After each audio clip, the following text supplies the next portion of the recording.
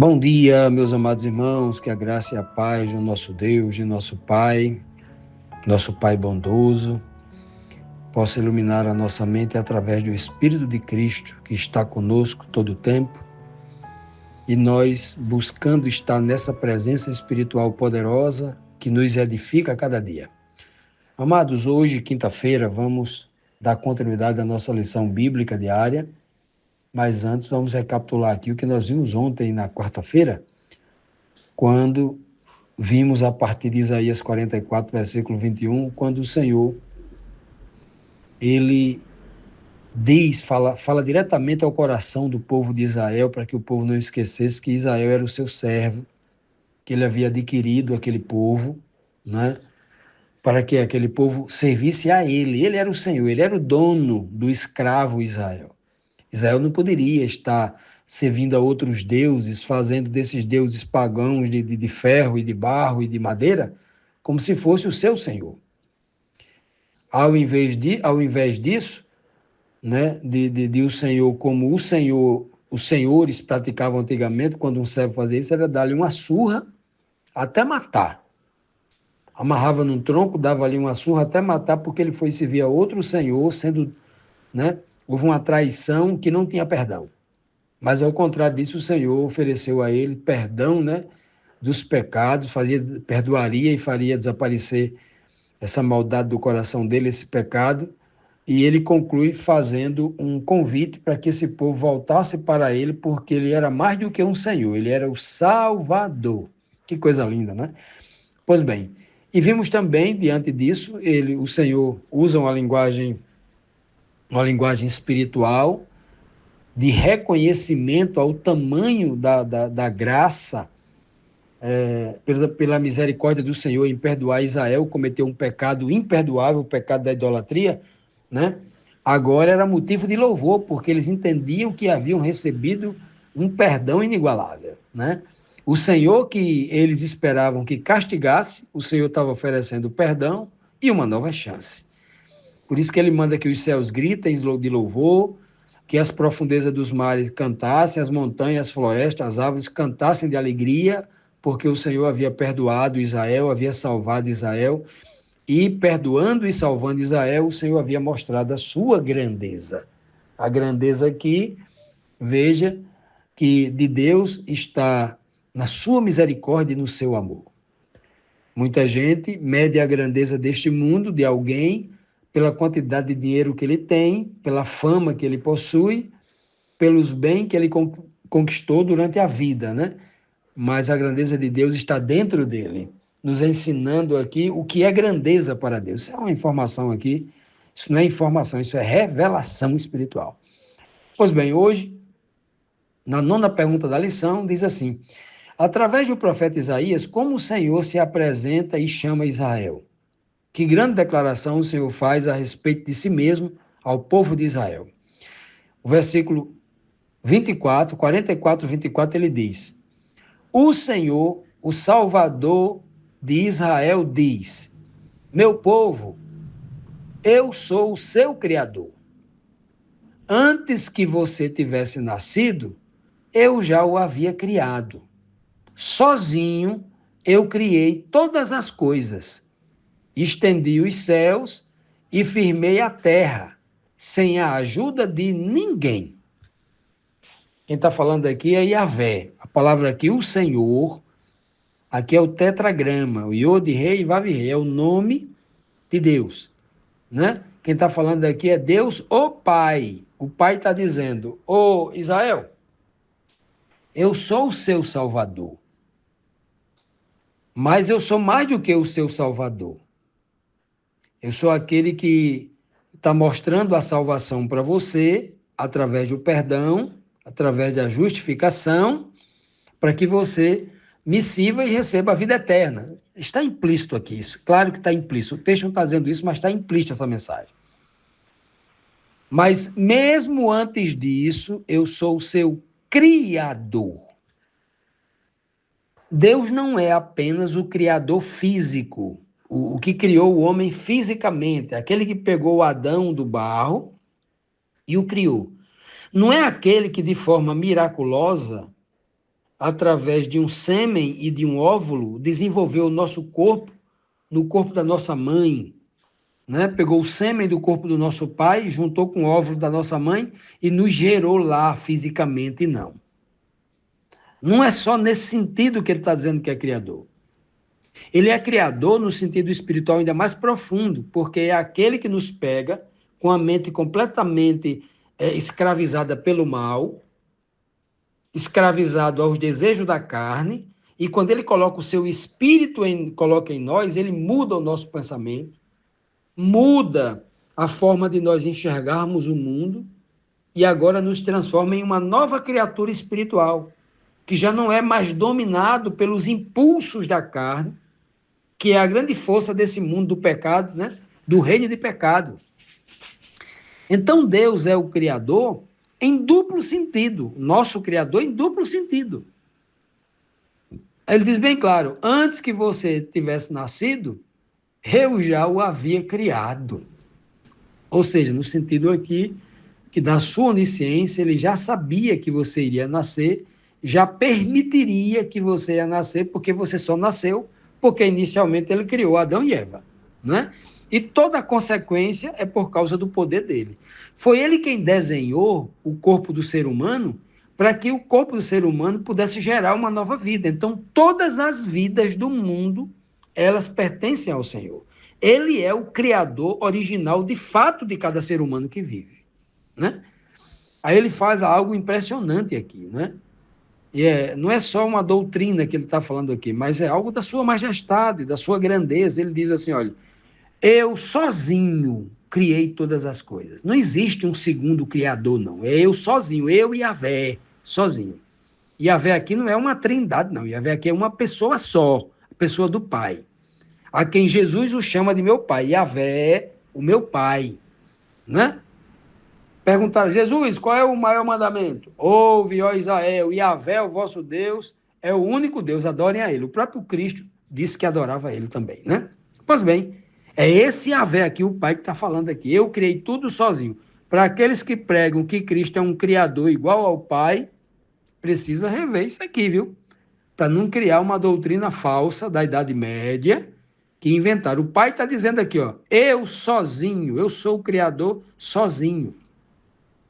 Eu criei todas as coisas usando o meu filho como intermédio, como meio entre eu e a criação. Eu coloquei o meu filho no meio para honrá-lo, para lhe dar glória, né? Mas eu sou o criador original, eu sozinho criei todas as coisas. Foi eu quem estendi os céus, foi eu quem firmei a terra, sem a ajuda de ninguém. Veja que ele não diz assim, nós criamos, nós, a Trindade, eu, o Filho e o Espírito Santo. Ele não diz isso aqui, não. Isso é uma invenção da idolatria, da doutrina idólatra da Idade Média. Continuando, meus amados, vamos aqui para a 10ª pergunta, que diz assim, o que o Senhor revela fazer com os profetas mentirosos? E que aplicação há para os dias de hoje? Vamos ler aqui. Isaías 44, 25, ele diz, ó, eu não deixo que se cumpram as mensagens de profetas mentirosos e faço com que os adivinhos fiquem parecendo tolos, faço com que os sábios se enganem e transformo toda a sua sabedoria em tolice. Pois é, meus amados, olha, nesse tempo aqui de Isaías, Jeremias, Ezequiel, foi uma época muito difícil, porque Isaías, dentro do seu próprio povo judeu, Isaías profetizava que o rei de Babilônia vinha, que o povo ia ser levado cativo, mas que no final de tudo Deus ia perdoar e trazer os remanescentes de volta, os que se arrependerem, etc, etc. Mas, ao mesmo tempo em que Isaías fazia uma pregação, tinha 5, 6 homens cobiçosos, mentirosos, dentro de Israel, religioso, mentiroso, né? Porque só o que tinha no meio dos sacerdotes levitas, aqueles homens que amavam o dinheiro, amavam o poder, que diziam que eram profetas e começavam a profetizar a adivinhação. Isaías dizia, Nós vamos ser escravizados pelo rei da Babilônia, vocês têm que se entregar a ele, como Jeremias disse também, né? Aí os profetas falsos diziam, mentira, Deus vai dar vitória ao seu povo, como ele deu vitória ao povo sobre Faraó do Egito, né? Eu imagino que coisas como essa, os profetas que combatiam Isaías diziam, e o povo ficava na dúvida, o rei ficava na dúvida, porque era 5, 6 profetas contra Isaías. Isaías só pregava, né? Só pregava o que Deus mandava, e Deus estava trazendo o juízo, então tudo que já Isaías dizia, tinha juízo no meio, o povo ia para o cativeiro, o povo ia sofrer. Mas eles querendo ouvir coisas agradáveis, escutavam os falsos profetas que só pregavam coisa boa, igual o dia de hoje.